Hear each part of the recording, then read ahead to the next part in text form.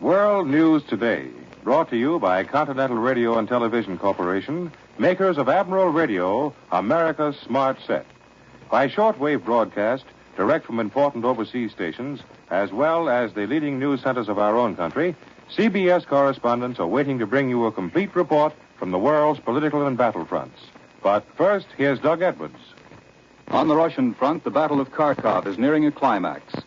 The Germans claim that the bulk of the Steel City is in their hands, but there's no confirmation of that from Moscow. In the Southwest Pacific, MacArthur's bombers are pressing their attack on another Japanese convoy. Flying fortresses report direct hits on enemy cargo vessels. In North Africa, Rommel's artillery has increased its activity in the Marat area, while Allied forces have repulsed Axis attacks in North Tunisia.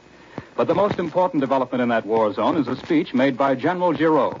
For details, Admiral Radio takes you now to CBS Algiers. Charles Collingwood reporting. This is Charles Collingwood at Allied Force Headquarters in North Africa. An hour ago, General Giraud made the most important declaration of policy that has been made in North Africa since the Casablanca Conference. General Giraud's speech was about France. It was also about North Africa. But the heart of the speech was about France and what was going to happen when France is liberated from German domination. In his dry, precise, rather high-pitched voice, Giraud said, "I give the most solemn assurance to the people of France that their sacred right to choose their own provisional government themselves will be fully safeguarded. I assure them that the conditions permitting them to make this choice in lawful order and with their freedoms restored will be guaranteed. I am the servant of the French people," General Giraud said. "I am not their leader. Tomorrow we shall be servants of the provisional government, and we undertake to deliver to it our powers." That's what Giraud said about France after the coming Allied invasion. What it means and why it is so important is that North Africa won't happen again. It means that when we enter France, and it's rather odd to hear this from Giraud, we will not bring with us a hand-picked leader to impose upon the French people, nor will we treat with and support the existing government, Vichy, as we did in North Africa. Instead, we will promptly allow the French to pick their own provisional government, and General Giraud has promised to turn over all his powers to that government. This statement of Giraud's has obviously been agreed upon with the Allied authorities. If it means what it says, it can only mean that we have learned the lesson that you do not really purchase tranquility by perpetuating quislings or achieve national spirit under a leader of your, not their, choosing.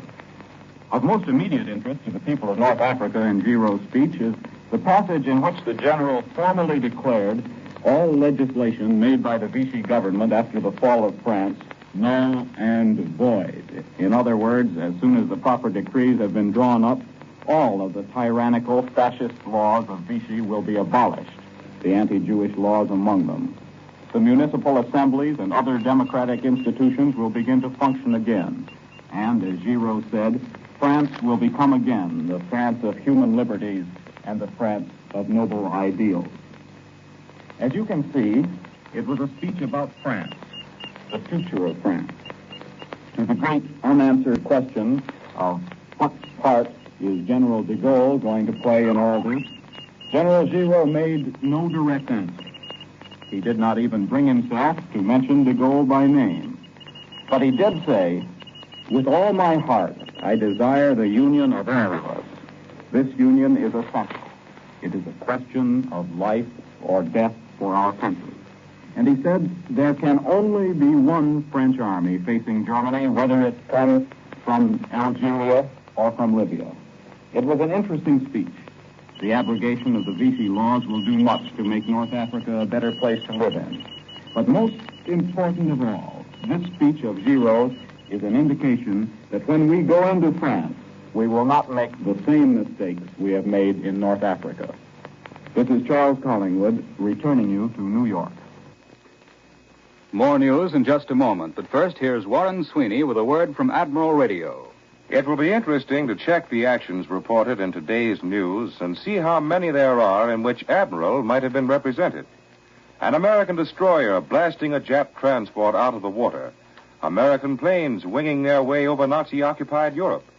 American tanks battering the German line in Africa. In all of these actions, Admiral products for victory might be found fighting alongside American men. Radio equipment, from portable stations carried by hand to giant land-based transmitters, electronic instruments pointing out the path for American planes and tanks, locating targets, firing guns. These instruments are the Admiral products for victory on the battlefronts. Admiral is capable of building them because Admiral has been devoted to a single purpose throughout the years, the purpose of making each radio better than the last. Nationally known radio and electronic engineers and research technicians have long been employed to carry out this aim. How well they have succeeded is told not alone by the many features which are Admiral's exclusively, not alone by saying an Admiral radio is America's smart set, rather by the simple fact that Admiral is capable of building the intricate radio and electronic equipment demanded by the Army and Navy. It is told also in the thousands of Admiral products for victory on all battlefronts, fighting alongside American men in all branches of the service. Now, here again for Admiral is Doug Edwards. Today's news from Russia centers on the flaming battle for Kharkov, and there's no doubt but that the situation is serious for the Red Army. The newspaper Pravda reports that Soviet forces have retreated to new lines both west and north of Kharkov. This withdrawal came after the Germans brought up fresh divisions from the west. Moscow's latest communiqué reports that the Nazis on one sector thrust a wedge into Russian defenses, but the position was regained by a Soviet counterattack. The communiqué says that Soviet troops are courageously beating off the onslaught of numerically superior forces of enemy tanks and motorized infantry. In this hemisphere, there have been some developments in South America. For a direct report, Admiral Radio takes you now to CBS Rio de Janeiro. John Adams reporting. American business and military men arriving in Rio from the States are all greatly impressed by the signs of war activity along the Brazilian coast, from Belém to Fortaleza, Natal, and Recife. Hundreds of planes are passing daily along what is called the Victory Route, via Brazil to Africa and the scattered battlefronts. Uniforms are everywhere, and thousands of those who are not in uniforms are joining the army of rubber workers that are being transported to the upper reaches of the Amazon to help harvest the rubber crop. Great quantities of which are incidentally being transported daily from Manaus to Miami by cargo planes. In Rio, however, visitors seem most impressed by the gasoline shortage, the great amount of new buildings going up, and finally the luxurious fact that they can drink 5, 10, or 15 cups of coffee a day if they want it. Yes, there will always be coffee to drink in Brazil, and as long as the war lasts, coffee will also be war news. It's perhaps a touchy subject to you in the States who are rationed, but it is also a touchy subject here, where it is one of the pillars of the national economy, a pillar that wobbles if the crop cannot be sold and shipped. It was therefore big news in Sao Paulo yesterday when the Brazilian finance minister, Souza Costa, announced that the coffee accord reached with the United States last October would be put into effect shortly. By that accord, the U.S. was to acquire the unshipped balance of last year's crop, totaling about 2,300,000 bags, or about 150,000 tons, as well as the 1942-43 crop of 9 million bags, or about 500,000 tons. We take you now to CBS Australia. George Murad reporting.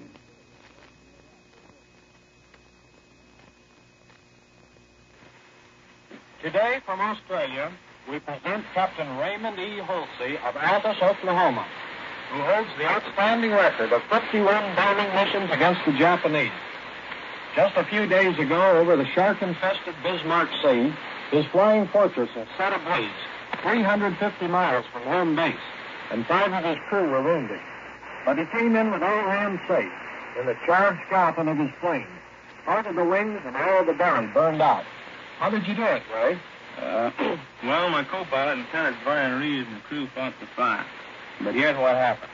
We were out near New Britain making our first run on a big fat transport. I called zeros, 12 or 14. But I thought, now, what the heck, information and give it a go. Just as we got the bombs away, one of the nets got in 2 or 3 good bursts. First, I smelled smoke.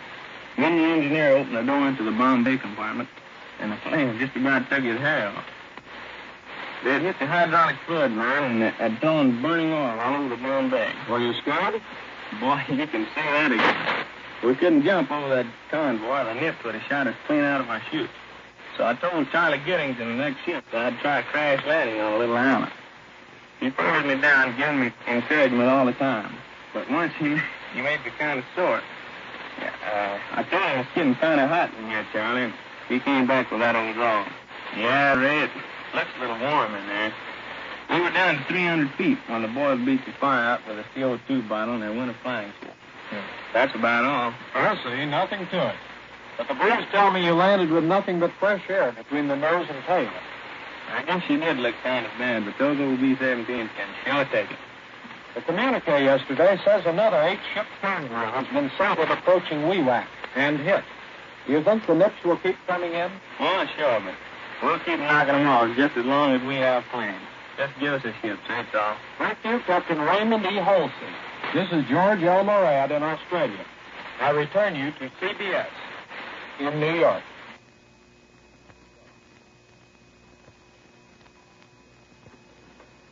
Back in this country, one of our naval flyers is experimenting with a Jap Zero fighter plane captured in the Southwest Pacific. For a direct report on this enemy plane, Admiral Radio takes you now to a naval air station near Washington at Anacostia. Bill Slocum, Jr. reporting. A few months ago, in an Aleutian marsh, a Japanese pilot tried to land a Zero and broke his neck immediately and completely, which is a great line to start any broadcast with. Happily, he broke nothing but his neck, and therefore, standing sleek and anemic in a hangar here at Anacostia, is a Japanese Zero airplane, made in Japan in February 1942. Right now, the Navy's test experts are flying the Zero and are also testing every square inch of hull and every single instrument aboard. This is, of course, exhaustive work, but not as exhaustive as it might be, because there are an awful lot of gadgets aboard the Navy knows quite well. It should, because they were made in America. In a moment, we're going to talk to Lieutenant Commander Tommy Booth, who has been flying this Zero after returning from an interesting and successful mission in North Africa. For a second, let's take a look at some of the things you and I have heard about this super plane. There is, for instance, the story of the heroic Japs who fly these winged monsters with only a speedometer and a compass to guide them. There are several appropriate English colloquialisms that come to mind, but for the nonce, we'll just use hooey. The Jap pilot has as many aids to flying and navigation as the American. Now, Commander Booth, how about the motor and the propeller on this Zero? The propeller is an exact and perfect copy of our own Hamilton Standard. The engine is a combination of Pratt & Whitney and Wright. Commander, you've been flying this thing. How does it handle? It flies like a trainer. It flies very easily, in fact, at low altitudes, and is extremely maneuverable. It's a very neat little job. Commander, would you want to fly it in combat? No, and I might add once more, no. First of all, it's the same as putting 2 small cannons behind my ears and 2 machine guns in my hands and saying, go up and fight. There is absolutely no protection in the Zero, not one single piece of armor, and there is a terrific fire hazard. Our gas tanks are self-sealing. Zero tanks are not, and 1 bullet will turn a Zero into a furnace. Well, I'm for that. How about some statistics on the Zero, Commander? Things the Japs know, but American citizens don't know. She'll do about 328 miles an hour. That F-4U over there, that's the Corsair, will do better. The Zero can get up to 38,000 feet, and she weighs 5,550 pounds. Her firepower is low. She has 2 small cannons and 2 machine guns. How does she compare to American ships of a similar type and purpose? Our fighters are heavier, but they are better protected. There is no compromise in a Jap plane with pilot's safety, and if he's hit, he's dead. We like to give our boys a break with armor protection, and our planes are more heavily armed. And above all, we have those leak-proof tanks. Could you say a kind word for the Zero? Indeed, I could. She's easy to handle, and she's well built. The parts are smaller and considerably more compact. She's a tough job to repair. They must use midget Japs to build them. That, then, is the story of the vaunted Jap Zero, right from the jockey's mouth, so to speak. She can run, and she's easy to handle, but she just hasn't got the class to run with heavier, better-built American thoroughbreds. That's why the Yanks are knocking down 4 Zeros to every one of their own that is lost. And a dead zero invariably means a dead Jap, which isn't the case with our boys and planes. I return you now to CBS in New York and Doug Edwards. Across the Atlantic, Allied planes seem to have given Germany and occupied Europe another night of rest. For a direct report on developments in the British capital, Admiral Radio takes you now to CBS London. Bob Trout reporting. London is having a fairly quiet Sunday. A few German raiders were over England's southeast coast region last night, while planes of Royal Air Force Bomber Command were out laying mines in enemy waters. But there's no word of activity during the day, either over here or across the channel over there, although people who live on the southeast coast heard a series of loud explosions from across the channel today. This week just past has been marked by the arrival in London of some unusual reports of French resistance to the Germans in France. Put together, they tell a remarkable story, as you know. However, the belief in London is that all the events reported this week did not necessarily happen this week. In other words, it seems true that the underground struggle against the Germans continues steadily in France, but we should not take for granted that a great uprising is now taking place. You know that Great Britain has, for nearly 3 years, followed the policy of not encouraging a real French revolt too early in the game, while the Germans are still in a position to crush it. It is true that General de Gaulle has now called for a revolt, but what is behind this is not yet public knowledge. The French National Committee in London has also sent another memorandum to General Giraud, emphasizing that the fighting French here are not interested in personal rivalries and setting forth the conditions under which the fighting French and the North and West African French could unite against the enemy. A good many people in London expected a good deal from General Giraud in his speech today. Reports of that speech are still coming into London, and it hasn't been generally read here, much less studied. But from the early reports, it seems that General Giraud lived up to the advance expectations in Britain in such matters as ending the Vichy fascist laws and announcing that France can choose its own government after the war. But we've had no reports here that General Giraud announced a new and more liberal regime in North Africa, as had been predicted. And now back to CBS New York and Doug Edwards. In this country, the Navy has reported new action in the Solomons and the Aleutians, and the President is meeting with Anthony Eden. For this news and other developments, Admiral Radio takes you now to CBS Washington. Lee White reporting. Curtiss P-40 fighter planes, the Navy's just announced, have carried out 2 attacks on Japanese positions on Kiska in the Aleutian Islands. The same communique also reports 7 more American raids on enemy positions in the Solomons. At 2:30 p.m., just as this broadcast came on the air, a special nonpartisan delegation of senators called at the White House to submit to Messrs. Roosevelt and Eden their plan for bringing about a lasting peace. In a word, the Senate is ready to pledge itself to wholehearted American participation in some international body to keep the peace as soon as the war is won. In other words, to the establishment of some successor to the League of Nations. This would seem to indicate a different spirit in Congress today from that which dominated the body in 1918. Then, Congress' main desire was to return to pre-war isolationism. Today, our Congress, while still tinged with isolationism, is prepared to admit the necessity as well as the inevitability of some international cooperation. Among other things, the Senate's program envisions temporary commissions to administer the affairs of liberated countries until popular governments can be freely chosen, adequate machinery for peacefully settling disputes between nations, and a United Nations police force to prevent aggression. The plan will be introduced in Congress on Tuesday. Tomorrow, joint bills will be introduced in both the House and Senate, proposing the creation of a new office of Assistant Secretary of Commerce for small business. The bill appears to have the support of the Patman Committee of the House. And now here in our New York studio is Columbia's military analyst, Major George Fielding Elliott. The struggle for Kharkov continues, and the tenacity of the Russian resistance once more emphasizes the resisting powers of the modern city as a defensive strongpoint. The Germans appear determined to take Kharkov at any cost, as indeed they well may be, for upon their ability to take and hold this vital communications center depends their ability to maintain the whole of their positions in the Donetsk Basin. The reason for the Russian numerical inferiority reported in this area is undoubtedly the fact that the Russian armies have outrun their communications. The retiring Germans appear to have carried out extensive and very thorough demolitions of the railways, which the Russians have not had time to repair. The early thaws have added to the problem of the Russian engineers attempting to carry out this heavy task. But the Germans have well-organized rail lines directly at their backs, and they are far closer to their sources of power in Germany than they were at Stalingrad or down in the Caucasus. Hence, they can develop more powerful efforts in the Kharkov region than the Russians can, for the moment. The Germans, as always, are fighting against a time limit. They must take Kharkov before the Russians can repair the railways and bring up their reserves.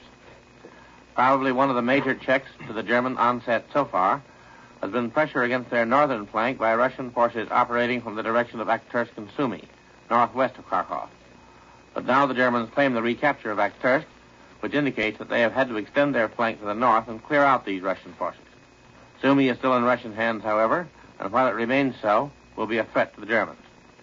There are indications that the Germans are having to send additional reinforcements into the Kharkov sector.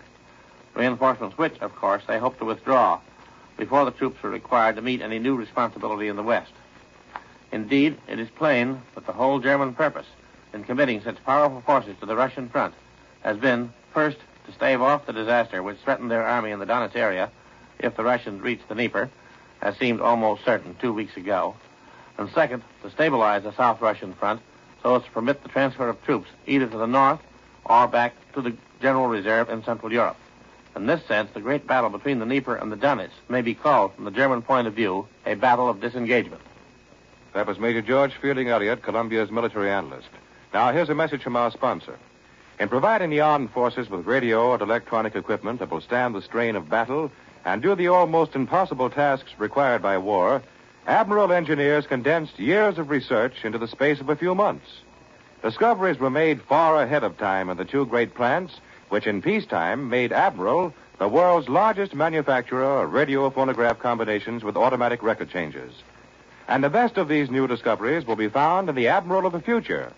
But the Admiral of the future won't be produced as long as the armed forces need Admiral-built communications and electronic equipment, so make your present radio last for the duration. Ask your Admiral dealer to check it twice a year regularly. Admiral dealers have the backing of the Admiral organization, and that's especially important in the matter of obtaining replacements for vital parts in these days of shortages. Admiral dealers are experts who can anticipate trouble, and by so doing, order a replacement for any vital part immediately. Probably have it in time to keep your radio giving tip-top performance without missing even one favorite program. Call your Admiral dealer tomorrow. Ask him to check your radio twice a year regularly. You'll be glad you did. Congratulations to the Campfire Girls of America, who are celebrating the 31st birthday anniversary of their organization this month. These 321,000 girls are contributing much to the war effort by their work in salvaging materials, selling war bonds, aiding the Red Cross, and many other important duties. The Campfire Girls need women who will volunteer as leaders to help them expand their work for victory. Get in touch with your local Campfire office or write National Headquarters, 88 Lexington Avenue, New York City. World News Today is brought to you each Sunday at this hour by Continental Radio and Television Corporation, makers of Admiral Radio, America's smart set. Be sure to listen again next Sunday when Admiral brings you World News Today by shortwave, direct from the leading news centers of the world. This is the Columbia Broadcasting System. The WBB America Theater, Wrigley Building, Chicago. 2 drops, Penetro nose drops, hit directly at the sneezy stuffiness of head cold's misery. Use only as directed. At first warning, use genuine prescription-type Penetro nose drops. Quality guaranteed by Plow Incorporated. General bottle, 25 cents. Even greater savings in larger sizes. Get Penetro, Penetro nose drops. The time, 2 o'clock.